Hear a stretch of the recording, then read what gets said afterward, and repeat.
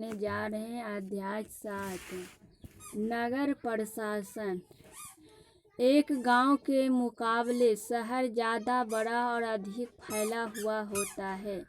शहर की गलियां ज़्यादा चौड़ी होती है। यहाँ के बाज़ारों में ज़्यादा भीड़ भाड़ होती है। पानी और बिजली की सुविधाएं होती है।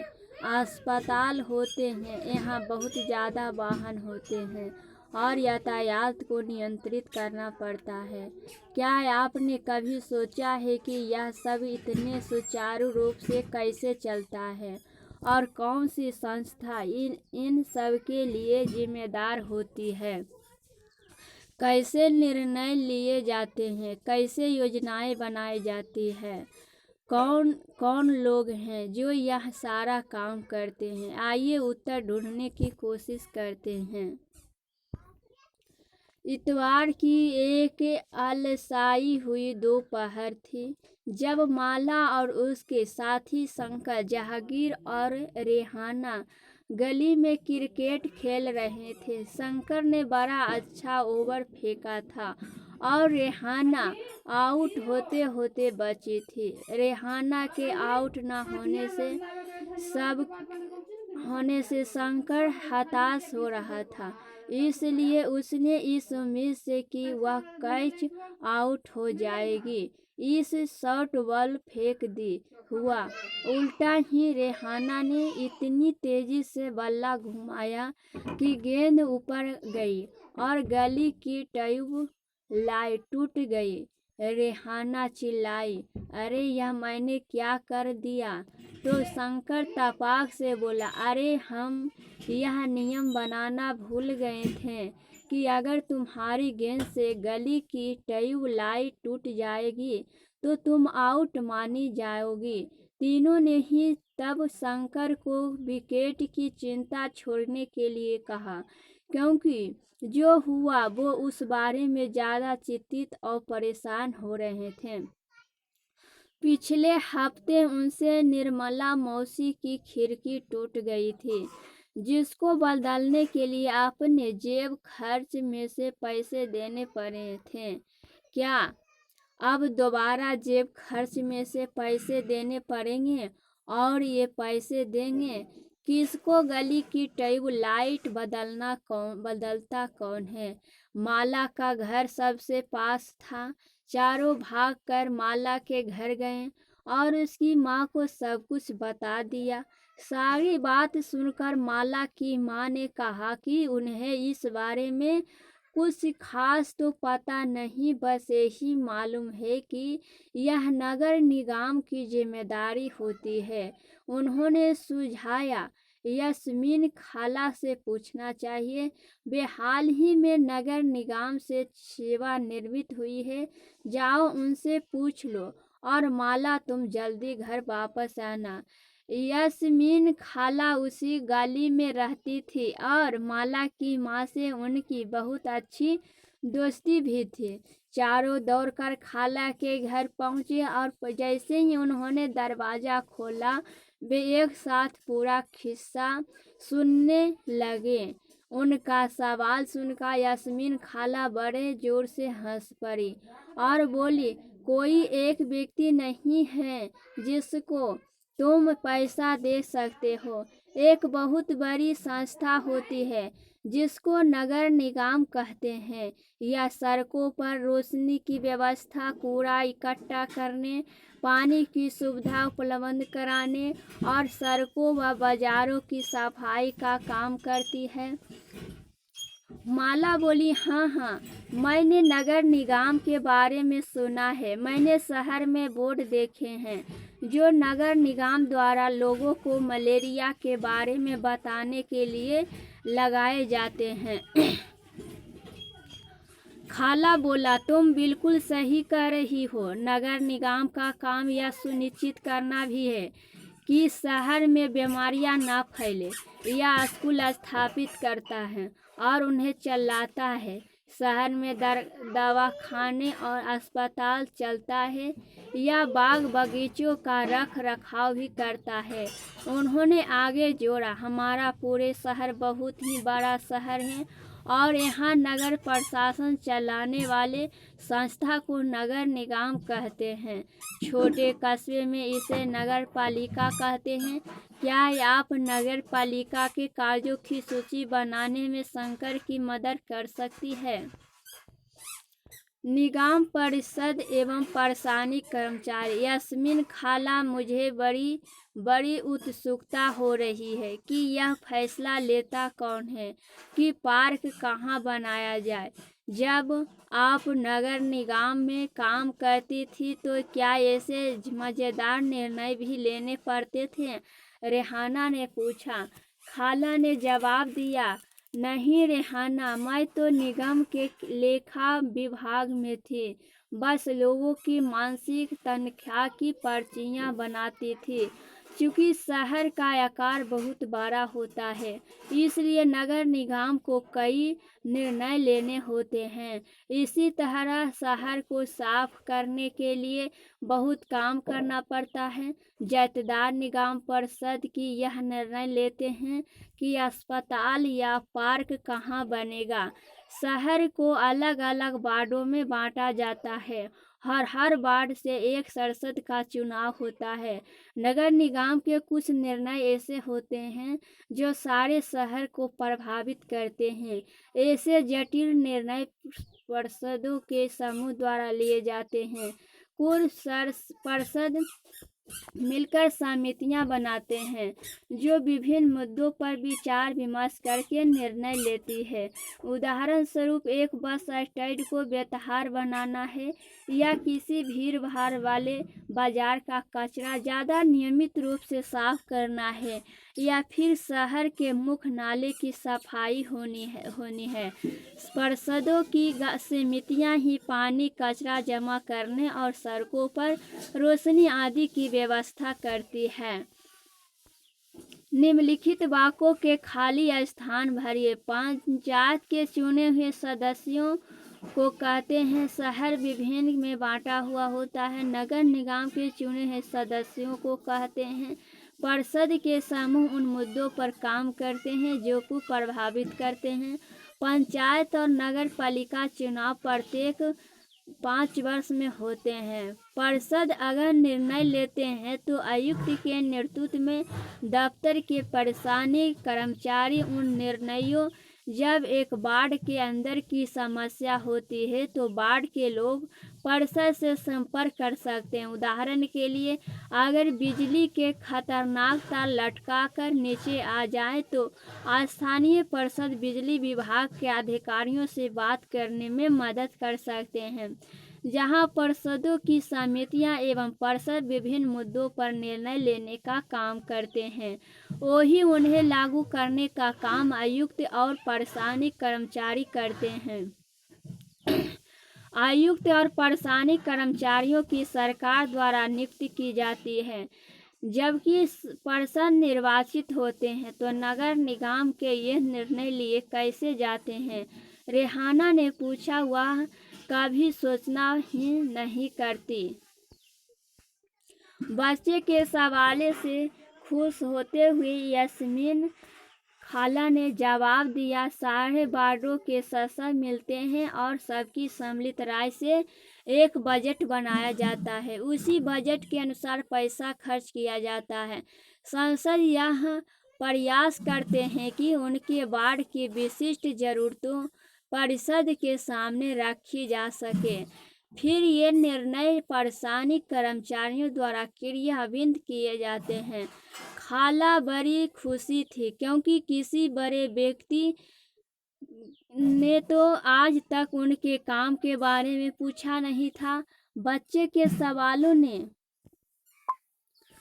उन्हें अपने अनुभव बांटने का एक मौका दिया था। शंकर ने बड़ी उत्सुकता से पूछा, अपना शहर तो इतना बड़ा है, इसकी देखभाल के लिए बहुत लोगों की जरूरत पड़ती होगी। खाला, तब तो नगर निगम में ढेर सारे लोग काम करते होंगे। वह अब तक क्रिकेट के मैच और अपने अधूरे ओवर की बात बिल्कुल भूल चुका था। दरअसल शहर में काम को अलग अलग विभागों में बांट देते हैं, जैसे जल विभाग होता है, कचरा जमा करने का विभाग, उद्यानों की देखभाल का विभाग, सड़क व्यवस्था का विभाग इत्यादि। मैं नगर निगम के सफाई विभाग में थी। उसी के लेखा विभाग में हिसाब किताब का काम करती थी। खाला बड़े इत्मीनान से बता रही थी कि फिर बच्चों के खाने के लिए रसोई से कबाब लाने चल पड़े। जहांगीर ने रसोई में खड़े खड़े तेजी से अपने कबाब खा लिए। फिर ऊंची आवाज में वहीं से बोला, यास्मीन खाला, नगर निगम जिस कूड़े कचरे में इकट्ठा करता है वह जाता है कहाँ? बाकी बच्चे अभी कबाब खा ही रहे थे। यास्मीन खाला ने बताना शुरू किया। इस सवाल का जवाब बड़ा मज़ेदार है। जैसे कि तुम जानते हो, कचरा लगभग हर गली में ही फैला रहता है। पहले हमारे पड़ोस का भी यही हाल था।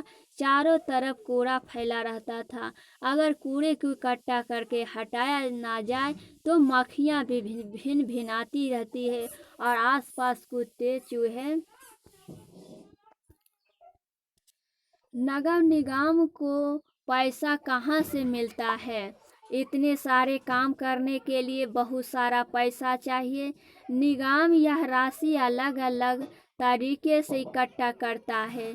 इस राशि का बड़ा भाग लोगों द्वारा दिए गए कार टैक्स से आता है। कर यह वह राशि है जो लोग सरकार द्वारा उपलब्ध कराई गई सुविधाओं के लिए सरकार को देते हैं। जिन लोगों के अपने घर होते हैं उन्हें संपत्ति कर देना होता है और साथ ही पानी एवं अन्य सुविधाओं के लिए भी कर देना होता है। जितना बड़ा घर उतना ज़्यादा कर। निगम के पास जितना पैसा आता है उसमें संपत्ति कर से केवल 25 से 30% पैसा ही आता है। शिक्षा पर भी कर लगाता है। अगर आप किसी दुकान या होटल के मालिक हैं तो उस पर भी कर देना पड़ता है। अगली बार जब आप सिनेमा देखने जाइएगा तो टिकट पर ध्यान से देखिएगा।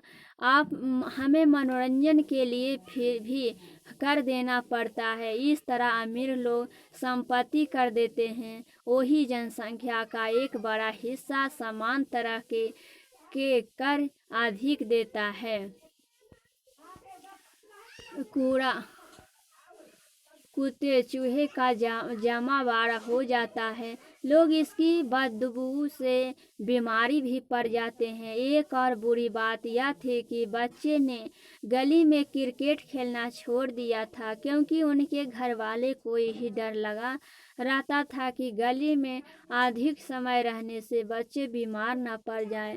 लोगों का बिरहा। यास्मीन खाला ने अपनी बात जारी रखी। मोहल्ले की औरतें इन सबसे बड़ी नाराज थी। वे सलाह लेने मेरे पास भी आई। मैंने उन्हें कहा कि मैं विभाग के किसी अधिकारी से इस मामले में बात करने की कोशिश करूंगी, मगर मैं भी निश्चित तौर पर यह बात नहीं कर सकती थी कि इसमें कितना समय लगेगा। इस पर गंगाबाई ने बताया कि हमें अपने वार्ड के सांसद के पास इस समस्या को लेकर जाना चाहिए। आखिर वोट देकर उसे हमने चुना है, उसके सामने हमें विरोध प्रदर्शन करना चाहिए।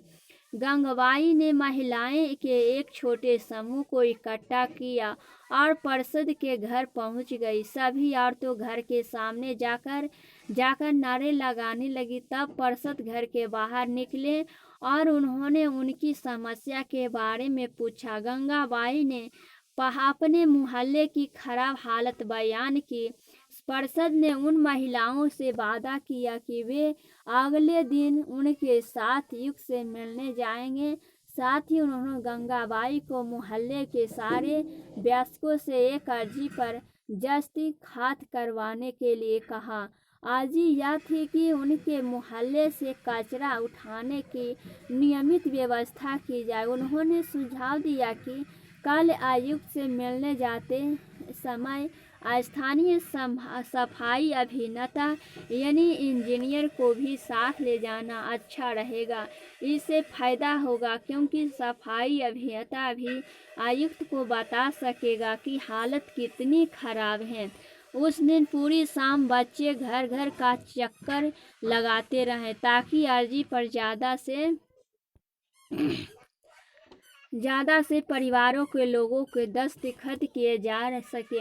अगली सुबह बहुत बड़ी संख्या महिलाएं पार्षद और सफाई अभियंता के साथ नगर निगम के दफ्तर गई। आयुक्त पूरे समूह से मिले पर वे बहाना बनाने लगे कि नगर निगम के पास पर्याप्त संख्या में ट्रक उपलब्ध नहीं है। गंगाबाई ने तपाक से कहा, लेकिन लगता है कि आपके पास अमीर इलाके से कचरा उठाने के लिए पूरे ट्रक हैं। जहांगीर ने झट से कहा, इससे आयुक्त का तो मुंह ही बंद हो गया होगा, और नहीं तो क्या। उसने फौरन इंतजाम करने के लिए कहा। यास्मीन खाला ने बताया। गंगाबाई ने आयुक्त को चेतावनी दी कि अगर 2 दिन के अंदर काम नहीं हुआ तो नगर निगम के सामने बहुत बड़ी संख्या में महिलाएं धरने पर बैठ जाएंगी। तो क्या ये गलियों की सफाई हो गई? रेहाना ने झट से पूछा, जो कभी चीज़ों को अधूरा नहीं छोड़ती थी। 2 दिन तक कुछ भी नहीं हुआ। वो तो जब एक बहुत बड़े समूह ने विरोध प्रदर्शन किया, जोरदार नारे लगाए, तब जाकर बात बनी। अब मोहल्ले की सफाई नियमित रूप से होने लगी है।